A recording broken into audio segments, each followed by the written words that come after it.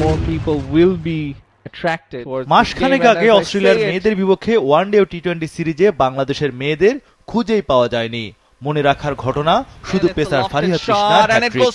তবে ব্যক্তিগত ওই সাফল্য ছাড়া দুই সিরিজেই বাজেভাবে হোয়াইট ওয়াশ হয় বাংলাদেশ দল। এবার ভারতের মতো শক্তিশালী দলের বিপক্ষে কি করে টাইগ্রেসরা সেটাই দেখার অপেক্ষা। খেলা হবে সিলেটে, যেখানে উইকেট মিরপুরের চেয়ে তুলনামূলক ভালো, তাই আশাবাদী টিম ম্যানেজমেন্ট। লাস্ট সিরিজটা আমাদের একদমই ভালো যায়নি, আমরা ভালো ব্যাটিং করিনি, ভালো বোলিংও করিনি, সব মিলে কোনো কিছু ঠিক মতো যায়নি। বাট আমাদের ওয়ার্ল্ড কাপের আগে খুব বেশি সময় নেই, তো এই সিরিজ থেকে আমি আশা করছি তারা তাদের যেই ফর্মটা সেটা ফিরে পাবে। আর যেহেতু ইন্ডিয়ার সাথে আমাদের একটা ভালো মেমোরি আছে, সেটা ডেফিনেটলি আশা করছি তাদেরকে সাহায্য করবে একটু ভালো পারফর্ম করার জন্য। অস্ট্রেলিয়ার বিপক্ষে হ্যাটট্রিক করা পেসার ফারিহা তৃষ্ণার দিকে নজর সবার।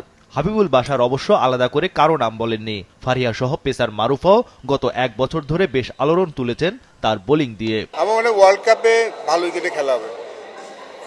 বাইলেটারাল সিরিজে তো আমরা একটু স্পিনিং ফ্রেন্ডলি উইকেট বানিয়ে থাকি যখন উপমহাদেশের বাইরের দলের সাথে খেলি, বাট এখানে সেই সুযোগটা হবে না। আমার মনে হয় আমাদের পেসাররা যথেষ্ট ভালো, বোলিং ডিপার্টমেন্ট খুব খারাপ দিয়ে তা বলবো না। Batsman who need to start scoring runs, যদি ব্যাটসম্যান রান করে আশা করি এই সিরিজটা ভালো যাবে। সেপ্টেম্বরে হতে যাওয়া বিশ্বকাপের জন্য ভালো প্রস্তুতি দরকার টাইগ্রেসদের। 5 ম্যাচের এই টি-20 সিরিজকেই সেই প্রস্তুতির বড় সুযোগ হিসেবে দেখছে দল।